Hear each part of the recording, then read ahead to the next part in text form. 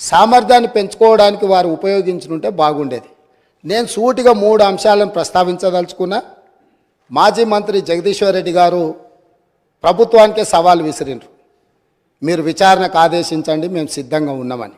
నేను వారిని మనస్ఫూర్తిగా స్వాగతిస్తున్నా. 3 అంశాల మీద ఈ ప్రభుత్వము పూర్తి స్థాయిలో విచారణకు ఆదేశిస్తాము, జ్యుడిషియల్ ఎంక్వైరీ చేయడానికి ప్రభుత్వం సిద్ధంగా ఉంది. వారే కోరుకున్నప్పుడు వాస్తవాలను సభ ముందు పెట్టిన తర్వాత మాజీ మంత్రి గారు ఏదైతే జ్యుడిషియల్ ఎంక్వైరీ కోరుకున్నారో తప్పకుండా తమరి అనుమతి ద్వారా సభలోనే నేను ప్రకటన చేస్తున్నా. 3 అంశాల మీద జ్యుడిషియల్ ఎంక్వైరీకి మా ప్రభుత్వం సిద్ధంగా ఉన్నది అని చెప్పి ఈ సందర్భంగా తెలియజేస్తూ, ఆ 3 అంశాలకు సంబంధించి తెలంగాణలో కాలిపోతున్న మోటార్లు, పేలిపోతున్న ట్రాన్స్ఫార్మర్లు, ఆత్మహత్యలు చేసుకుంటున్న రైతులు, ఇది ఒక పెద్ద సెంటిమెంట్. విద్యుత్తు అనేది ఈ ప్రజల యొక్క సెంటిమెంటును ఏ రకంగా గత ప్రభుత్వము ఆర్థిక ప్రయోజనాల కోసము వినియోగించుకున్నదో ఈ అంశాలు ఈరోజు బయటికి రావాల్సి ఉన్నది. అందులో భాగంగానే ఛత్తీస్గఢ్ ఒప్పందం. మన రాష్ట్రంలో విద్యుత్తు ఉత్పత్తి సరిపోవడం లేదు, అత్యవసరంగా మన అవసరాలు తీర్చాల్సిన అవసరం ఉన్నది. కాబట్టి ఏ టెండర్లు లేకుండానే డైరెక్ట్గా మేము ఆ ఛత్తీస్గఢ్ ప్రభుత్వానికి సంబంధించిన ప్రభుత్వ సంస్థతో తెలంగాణ రాష్ట్ర ప్రభుత్వం డిస్కామ్లు ఒప్పందం చేసుకుంటున్నాయని ఆ రోజు ఇదే సభలో ఈ ఒప్పందాలతో వేల కోట్ల రూపాయల భారం పడబోతుంది, ఈ భారాన్ని తెలంగాణ ప్రజలు భరించలేని పరిస్థితికి దారితీస్తుంది, ఈఆర్సీ ముందల మేము ఫిర్యాదులు చేయడమే కాకుండా మా వాదనలు వినిపించినాం. ఈ సభలో ఆనాటి ముఖ్యమంత్రి చంద్రశేఖరరావు గారికి మేము చెప్పే ప్రయత్నం చేస్తే మార్షల్స్ను పెట్టి మమ్మల్ని బయటికి గెంటేసి ఆ రోజు ఛత్తీస్గఢ్తోని తెలంగాణ రాష్ట్ర ప్రభుత్వం ఒప్పందం చేసుకుంది. దీనికి సంబంధించి విద్యుత్తు జేఏసీకి సంబంధించిన తెలంగాణ ఉద్యమంలో క్రియాశీలక పాత్ర పోషించిన ఒక జెన్కో ట్రాన్స్కో అధికారి నివేదిక ఇచ్చి ఈ ఒప్పందం వల్ల నష్టం జరుగుతుంది అన్నందుకు అతన్ని ఎక్కడనో మారుమూల ప్రాంతానికి బదిలీ చేసి కక్ష సాధింపుగా అతనికి ఉన్న హోదాను తగ్గించి ఒక చిన్న ఉద్యోగంలో నియమించారు అధ్యక్ష. వారు ఇక్కడ సభ్యుడు కాదు కాబట్టి వారి పేరు తీసుకుంటలేను. సంస్థలో పనిచేస్తున్న ఉద్యోగి అనుభవంతో తెలంగాణ ఉద్యమంలో విద్యుత్తు జేఏసీని క్రియాశీలకంగా ముందుకు నడిపించి ఉద్యమంలో ముందున్న వ్యక్తిని తెలంగాణ రాష్ట్రం వచ్చిన ఎంబడే శిక్షించి ఎక్కడో మారుమూల ప్రాంతానికి బదిలీ చేసి ఉన్న హోదా కంటే అతనికి డిమోషన్. తెలంగాణ ఉద్యమంలో పాల్గొన్న వాళ్ళు తెలంగాణ రాష్ట్ర సాధనలో క్రియాశీలక పాత్ర పోషించిన వాళ్ళను మనం సమర్థించి అవసరమైతే ప్రమోషన్ ఇవ్వాలి. ఒకవేళ ప్రమోషన్ ఇవ్వడానికి మీకు మనస్కరించకపోతే ఉన్న హోదాలనైనా ఉంచాలి. అలా కాకుండా శిక్షించి బదిలీ చేసిండ్రు. అతను కూడా ఆనాడు ఈఆర్సీ ముందు తన వాదన వినిపించిండు. ఆ వాదనను పెడచెవిన పెట్టి ఛత్తీస్గఢ్ ఒప్పందం చేసుకుండ్రు. ఈ ఛత్తీస్గఢ్ 1000 మెగావాట్ల ఒప్పందం 3/11/2014 నాడు ఏదైతే ఒప్పందం మీద సంతకం చేసిండ్రో ఈ నివేదికలోనే ఉంది, నేను కొత్తదేం చెప్పడం లేదు, వారు చూసుకోవాలి. పేజీ నెంబర్ 11, 12లో ఉన్న వాటిని.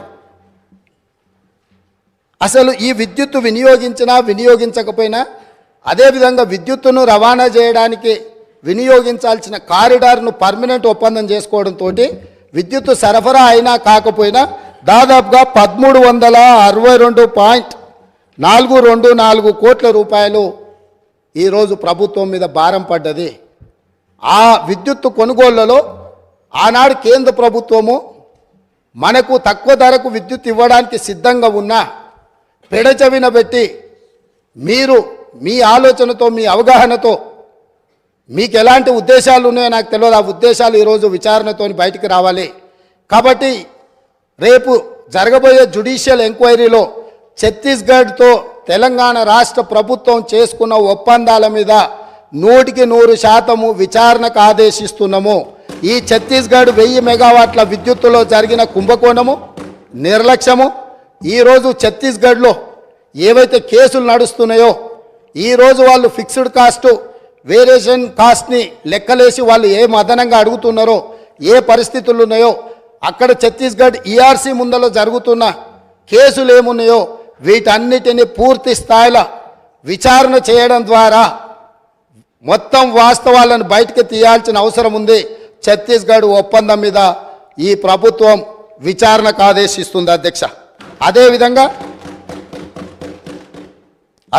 అధ్యక్ష, యాదాద్రి థర్మల్ పవర్ ప్రాజెక్ట్ ఆ రోజు ప్రజల సెంటిమెంట్ ఏదైతే ఉందో ఈ ప్రజల సెంటిమెంటును తమకు అనుకూలంగా మార్చుకొని ఇండియా బుల్స్ అనే కంపెనీ గుజరాత్లో 1080 మెగావాట్ల విద్యుత్ సామర్థ్యంతో ప్రైవేట్ సంస్థ నిర్మించదలుచుకున్న ప్రాజెక్టును కేంద్ర ప్రభుత్వం విధి విధానాలలో మార్పు తీసుకొచ్చింది. పొల్యూషన్ ఎన్విరాన్మెంట్ను రక్షించడానికి 2011-12లోనే ప్రభుత్వం విధానాలు తీసుకొచ్చి సబ్ క్రిటికల్ అనే టెక్నాలజీతో నిర్మించిన ప్రాజెక్టులను అన్నింటిని కూడా మూసేసి సూపర్ క్రిటికల్ టెక్నాలజీకి మీరు మారండి, భవిష్యత్తులో నిర్మించబోయే ప్రాజెక్టులు ఏవైతే ఉన్నాయో ఆ ప్రాజెక్టులను కూడా సూపర్ క్రిటికల్ టెక్నాలజీతో నిర్మించమని చెప్పి విస్పష్టంగా కేంద్ర ప్రభుత్వం ఆనాడు ఆదేశాలు ఇచ్చింది రాష్ట్ర ప్రభుత్వాలకు, అదేవిధంగా ప్రైవేట్ కంపెనీలకు. అందుకోసము సూపర్ క్రిటికల్ టెక్నాలజీ ఉంటేనే 2013 తర్వాత ప్రాజెక్టులు నిర్మించాల్సిన నిబంధనలు ఉండడంతో గుజరాత్కు సంబంధించిన ఇండియా బుల్స్ అనే కంపెనీ BHELకు ఆల్రెడీ సబ్ క్రిటికల్ టెక్నాలజీతో పర్చేజ్ ఆర్డర్ ఇచ్చున్నది కాబట్టి ఆ కాలం చెల్లిపోయిన సాంకేతిక పరిజ్ఞానంతో ఆ ప్రాజెక్టు నిర్మించడానికి అవకాశం లేదని తెలిసి ఆ ఇండియా బుల్స్ కంపెనీ BHELకు మా డబ్బులు మాకు వాపసు ఇవ్వండి అని అంటే, మీరు ఆల్రెడీ కొనుగోలు ఒప్పందం చేసుకున్నారు, డబ్బులు చెల్లించారు, మీకు తిరిగి ఇవ్వడానికి కుదరదు.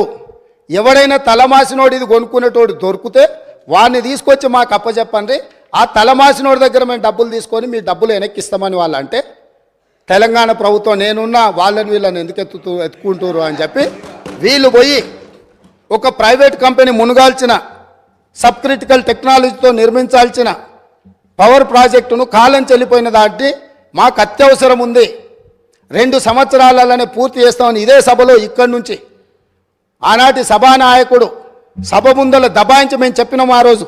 మీరు కావాలంటే పాత రికార్డులు తిరిగే చూడండి. ఇది సబ్ క్రిటికల్ టెక్నాలజీకి కాలం చెల్లిపోయింది, ఇది ప్రపంచంలో ఎక్కడ మనుగడ సాధిస్తలేదు, దీంతో కాలుష్యం వస్తుంది, విద్యుత్ ఉత్పత్తి సామర్థ్యం తగ్గుతుంది, తద్వారా నష్టము, దీన్ని వద్దు అని మేము చెప్తే ఖచ్చితంగా నేను చేస్తా, 2 ఏళ్లలో పూర్తి చేస్తా అని వారు చెప్పడం జరిగింది అధ్యక్ష. 2 ఏళ్లలో పూర్తి చేయలే అధ్యక్ష భద్రాద్రి పవర్ ప్రాజెక్ట్. 7 ఏళ్ళు పట్టింది భద్రాద్రి కోసం. 7 ఏళ్లలో 4 × 270 1080 మెగావాట్స్, 2 సంవత్సరాలలో 6,75,00,000 ప్రతి మెగావాట్కు ఖర్చు పెట్టి ప్రాజెక్టు నిర్మిస్తామని ఒప్పందం చేసి ఈ ఒప్పందాన్ని మొదట్లో తక్కువ చూపించి ఈ ప్రాజెక్టు నిర్మాణం ప్రాజెక్టు వ్యయం 9,74,00,000 రూపాయలు పర్ మెగావాట్ అయింది అధ్యక్ష. ఇది పూర్తయ్యే వరకు 7 సంవత్సరాలు పట్టింది. అత్యవసరంగా మనకు అవసరాలు ఉన్నాయి, అనుమతులు తీసుకోవడానికి ఆలస్యం అవుతుంది, టెండర్లు పిలిస్తే కూడా ఆ ప్రాసెస్తోనే ఆ 2 నెలలు టెండర్లు పిలిచే కాలం కూడా వృధా అవుతుంది. 2 నెలలు కూడా నేను సమయాన్ని వృధా చేయదలుచుకోలే, ఎన్ని వేల కోట్లు ఖర్చు పెట్టైనా సరే నా రైతులకు విద్యుత్ ఇస్తా అని ప్రజల సెంటిమెంటును ప్రాతిపదిక చేసుకొని ఆనాటి ముఖ్యమంత్రి గారు 6,75,00,000 రూపాయలకే పర్ మెగావాట్ విద్యుత్తు సామర్థ్యంతో ఉత్పత్తి చేస్తామని చెప్పి భద్రాద్రి పవర్ ప్రాజెక్టును కొనుగోలు చేయడం జరిగింది. తద్వారా ఇండియా బుల్స్ కంపెనీకు మేలు జరిగింది, వాళ్ళ డబ్బులు వాళ్ళకు వచ్చినాయి. కానీ ఇది 7 సంవత్సరాలై 9.74 కోట్లతోనే ఈరోజు ప్రాజెక్టు పూర్తయింది. ఈరోజు ఇది ఉత్పత్తి కూడా సరైన విధంగా లేకపోవడం వల్ల సేమ్ టైం KTPS ఇదే ప్రభుత్వంలో ఉన్న 7వ దశ 48 నెలల్లో సూపర్ క్రిటికల్ టెక్నాలజీతో, అది సబ్ క్రిటికల్ టెక్నాలజీ, ఆ టెక్నాలజీ కాలం చెల్లిపోయింది. మామూలుగా కంప్యూటర్లు లేకపోతే పాతకాలం నోకియా ఫోన్లు కాలం చెల్లిపోయినాక మనం బయట వాడేస్తాం, ఎందుకు ఉపయోగం లేదు అని, మన పాత బట్టలు పడేసినట్టు. అట్లాంటి పడేసిన వాటిని దాదాపుగా 10,000 కోట్లు పెట్టి నిర్మాణం చేసి తెలంగాణను నిండా ముంచిండ్రు. అదే సమయంలో KTPS 7th ఫేజ్ 48 నెలలల్లా సూపర్ క్రిటికల్ టెక్నాలజీతోని 8.01 కోట్ల రూపాయల ఖర్చుతో పర్ మెగావాట్ విద్యుత్తును ఉత్పత్తి చేసింది అధ్యక్ష.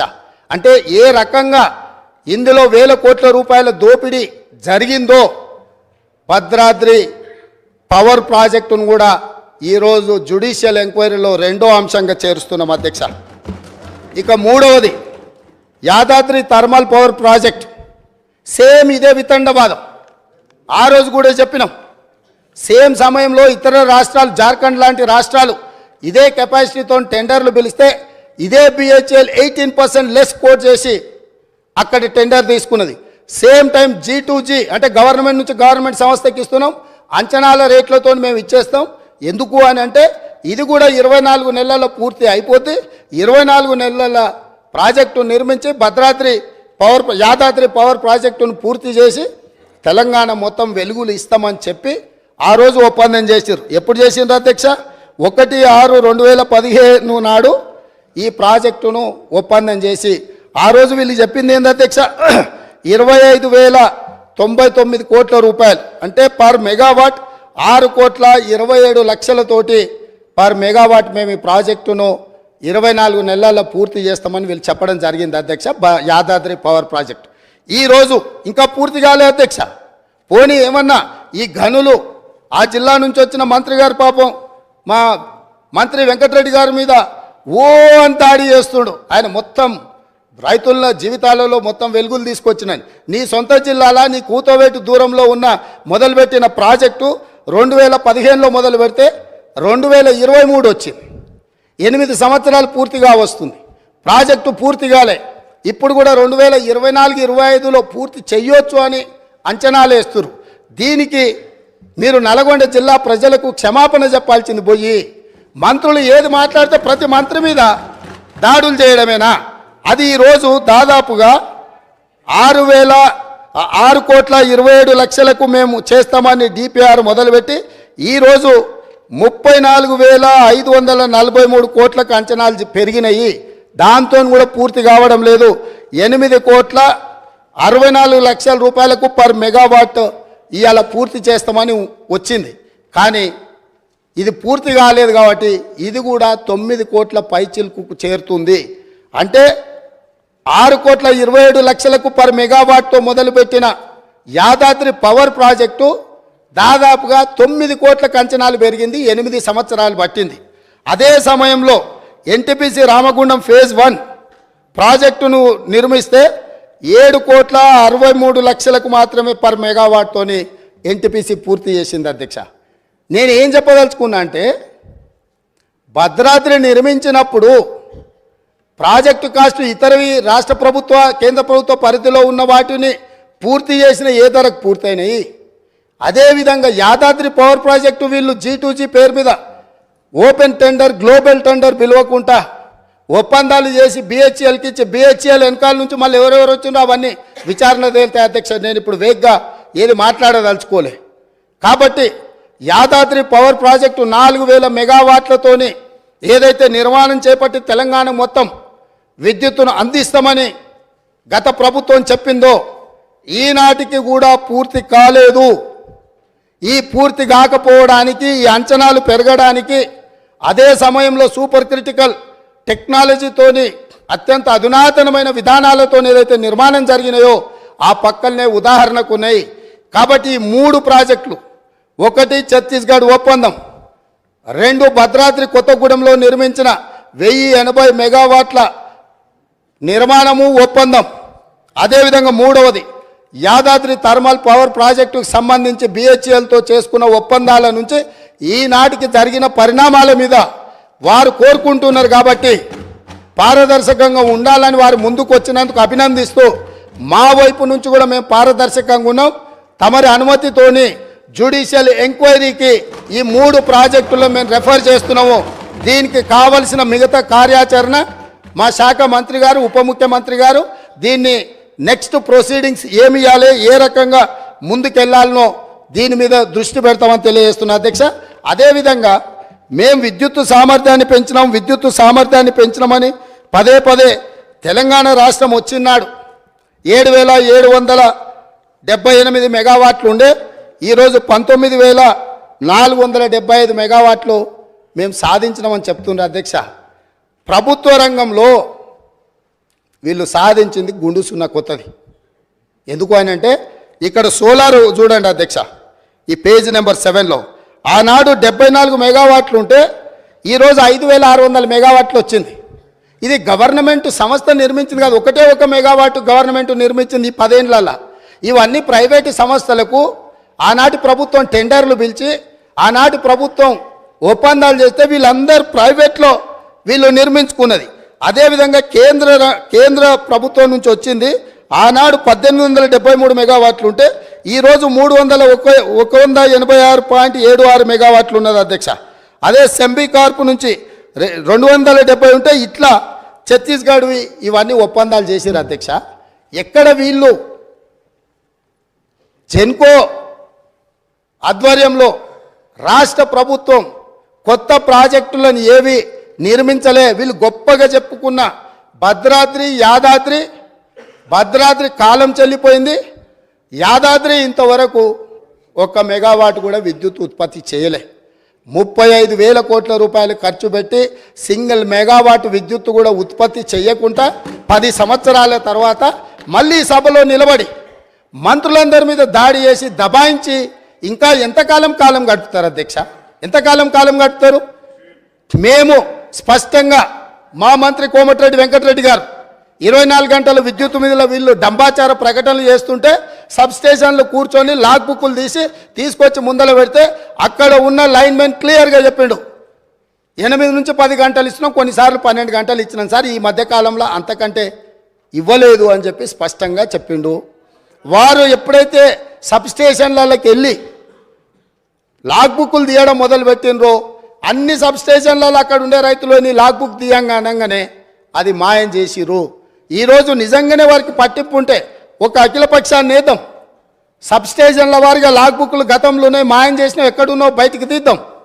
వీళ్ళు వ్యవసాయంలో మోటార్లు నడవాలంటే 3 ఫేజ్ కరెంటు ఉండాలి. వీళ్ళు వ్యవసాయానికి మోటార్లకు 3 ఫేజ్ ఇవ్వకుండా సింగిల్ ఫేజ్ ఎక్కువ గంటలు ఇచ్చుకుంటా వ్యవసాయానికి ఉపయోగం లేకుండా 24 గంటలు ఇచ్చినము అని భ్రమలు కల్పించి రైతులను మోసం చేసిండ్రు అధ్యక్ష. దానికి సంబంధించి వాళ్ళు కోరుకుంటే మాకేం అభ్యంతరం లేదు. అఖిల పక్షాన్ని నిజ నిర్ధారణ కమిటీ కింద ఏద్దాం. ఆ మంత్రి గారిని కూడా ఇందులో భాగస్వామిని చేయండి. మిగతా పార్టీల పక్షాలు కూడా ఉన్నాయి, వాస్తవాలు చేద్దాం. నిజంగానే ఒకవేళ వాళ్ళు గొప్పగా ఇచ్చుంటే మాకేం అభ్యంతరం లేదు అధ్యక్ష. వాళ్ళకి వెళ్ళి ఇచ్చుంటే ఇచ్చిందని చెప్తాము. ఈ రికార్డు ఏది మేము తయారు చేసింది కాదు కదా, వాస్తవాలు సంబంధిత శాఖ అధికారులు నివేదిక తయారు చేసిరు, మా మంత్రి గారు సభలో పెట్టిండ్రు. మా మంత్రి గారు అందరినీ చర్చించడానికి అవకాశం ఇచ్చిండ్రు. అందరు చర్చించిన దాని మీద వారి సూచనలు బాగుంటే అవి తీసుకుంటామని కూడా చెప్పినాం. ఇప్పుడు వాళ్ళు ఒక మంచి సూచన చేసిరు, మీరు జ్యుడిషియల్ ఎంక్వైరీ చేయండి, మేము సిద్ధంగా ఉన్నాం. ఇంత మంచి సూచన వాళ్ళు చేసినాక ప్రతిపక్షమే ముందుకు వచ్చి వాళ్ళ పరిపాలన మీద పారదర్శకత కోసం జ్యుడిషియల్ ఎంక్వైరీ అడిగింది కాబట్టి వారి కోరిక మేరకు జ్యుడిషియల్ ఎంక్వైరీకి ఈ ప్రభుత్వం ఆదేశాలు ఇస్తుందని తమ ద్వారా తెలియజేస్తున్నాను అధ్యక్ష. జగదీశ్వర్ రెడ్డి గారు. అధ్యక్ష